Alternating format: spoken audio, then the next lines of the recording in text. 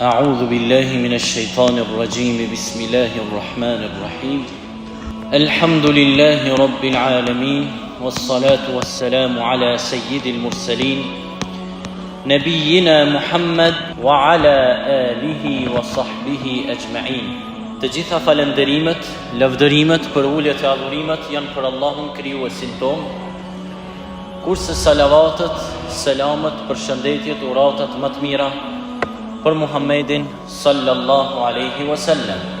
Jemi në vazhdim të ligjëratës e cila trajton rrugën e xhennetit, shpjegon rrugën e xhennetit. Dietarët islam i kanë radhit disa tema të cilat duhet ju përmbahemi atyre, duhet të këshillohemi e konsultohemi rreth tyre që të mbesim në rrugën e xhennetit dhe në fund inshallah ta fitojmë xhennetin. Besimi në Allahun, ligjërata e parë dhe gjëja kryesore e rrugës xhennetit, pastaj pasimi i krejt asaj me të cilën ka ardhur pejgamberi sallallahu alaihi wasallam, pastaj sinqeriteti në veprat tona, me i bo për Allahun se cilën vepër që e bojnë me bo për Allahun, pastaj frikë, respekti, dashnia, turpi, shpresa, doroja ndaj Allahut, pastaj namazi si adhurim kryesor në islam dhe si adhurim për cilin ka thonë Allahu se namazit largon prej të këqijave, të bën njerit mirë. Ligjërata e radhës, dietarët islam kanë thonë kur ti përmbledhim krejt këto që i tregum në gjumat e kaluara, këto tema që i përmenda tash shkurtimisht, e prodhojnë një fuqi të mbrendshme, shpirtërore, e prodhojnë një gjë e cila e shtyn besimtarin që të bëj disa vepra të mira dhe të llogaritet takva, i devotshëm. Pra tema e sotit është devotshmëria. Devotshmëria është rrugë prej rrugëve të xhennetit. Sa i përket devotshmërisë, secili pejgamber ka ftuar për në devotshmëri.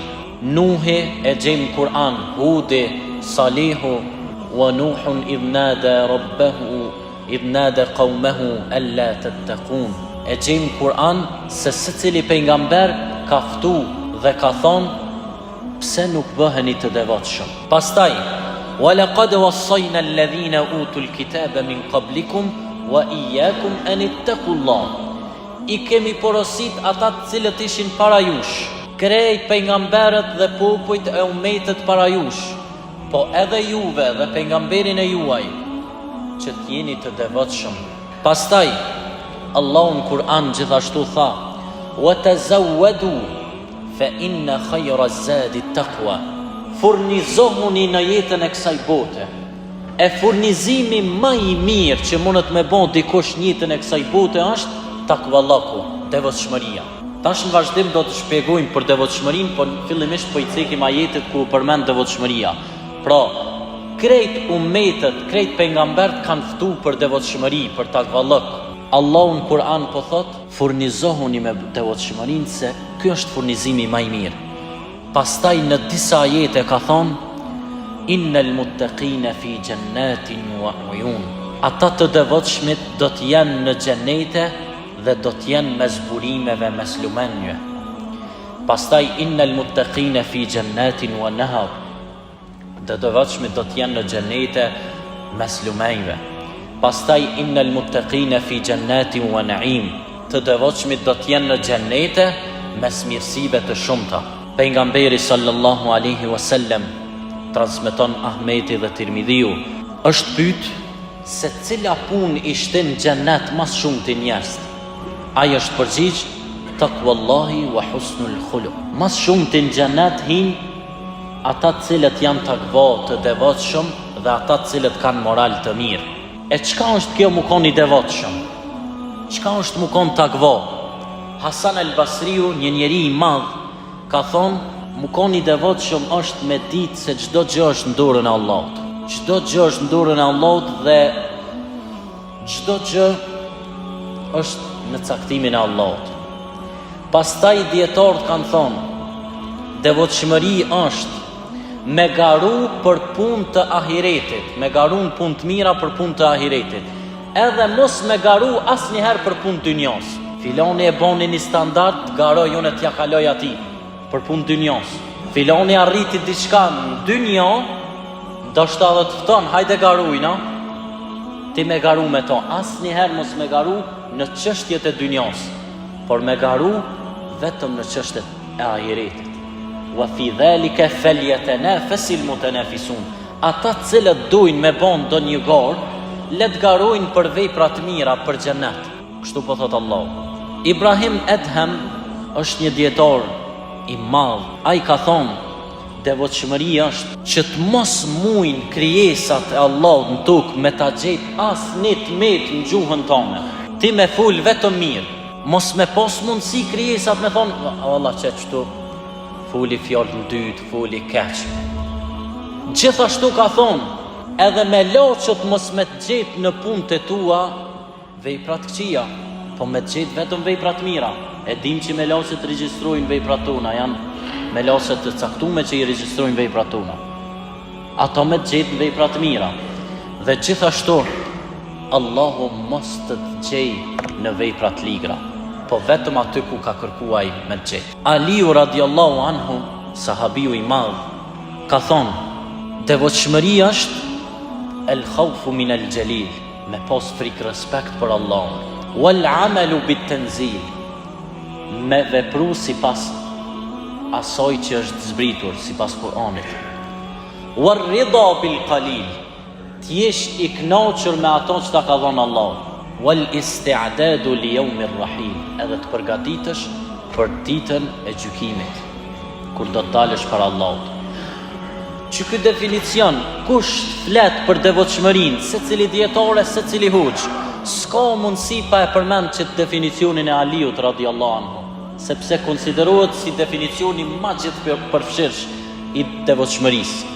Pro, me pos frikë respekt për Allahun, me punu si pas Kuranit, me koni knasht me çato që ta ka dhonë Allahu.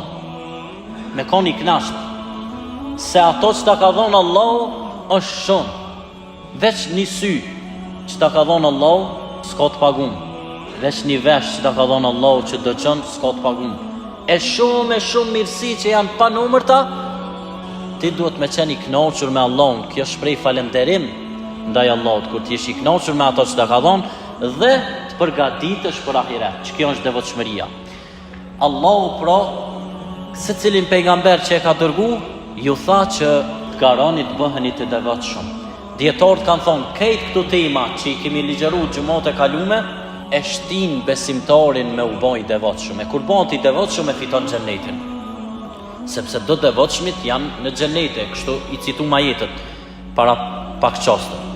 Pastaj Allahu ka thonë, ja ejuhan nasu, o ju njerëz, inna khalaqnakum min dhakarin wa untha. Ne ju kemi kriju juve prej një moshkulli dhe një femre. Wa ja'alnakum shu'uba wa qabail li ta'arafu. Ju banëm juve popoj e fise që të njiheni mes vete.